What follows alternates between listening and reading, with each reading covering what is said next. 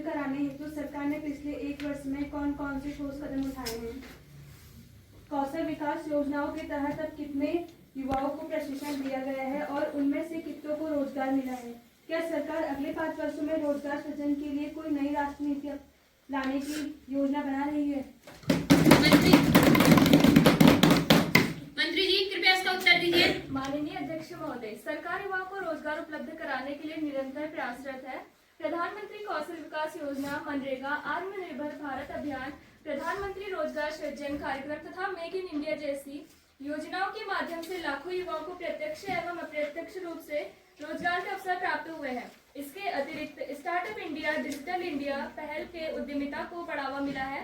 सरकार का लक्ष्य है कि हर योग्य युवा को कौशल प्रशिक्षण के माध्यम से आत्मनिर्भर बनाया जाए।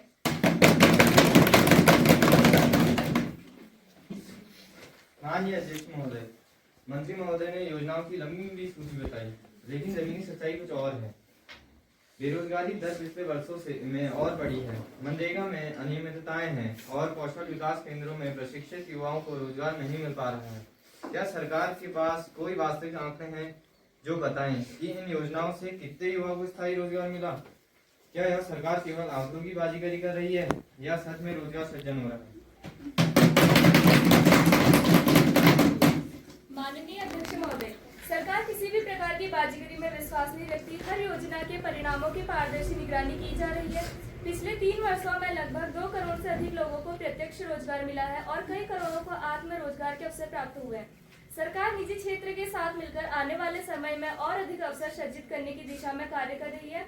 हमारी सरकार ने कौशल विकास योजना के तहत 8,800 करोड़ रुपए की वित्त पोषण की मंजूरी दी है। महोदय, प्रधानमंत्री कौशल विकास योजना के तहत 24.3 लाख युवाओं को नौकरी मिली है। प्रशिक्षण के परिणाम स्वरूप प्रशिक्षित युवा manufacturing, construction, health care, IT, retail में कार्यरत है। मेरा विपक्ष से यह निवेदन है कि केवल विरोध के लिए ना बोले, अगर इन बातों में सच्चाई है तो सदन के सामने प्रस्तुत करें।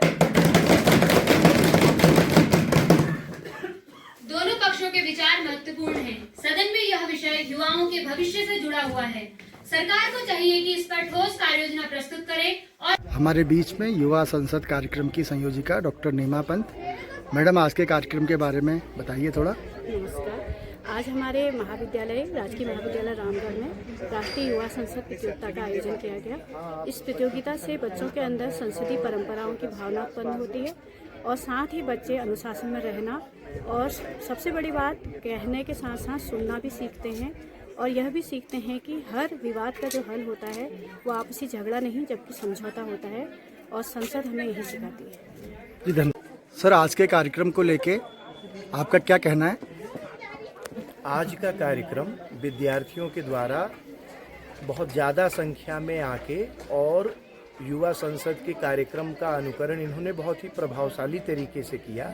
इसके पीछे शासन और व्यवस्था का मानना है कि लोकतंत्र को समझने और उसे आत्मसात करने में विद्यार्थियों को मदद मिलेगी और एक अच्छे लोकतंत्र की जहाँ मतलब व्यवस्था है तो उसमें अच्छे तरीके से अपना योगदान करने की कुव्वत विद्यार्थियों में बढ़ेगी।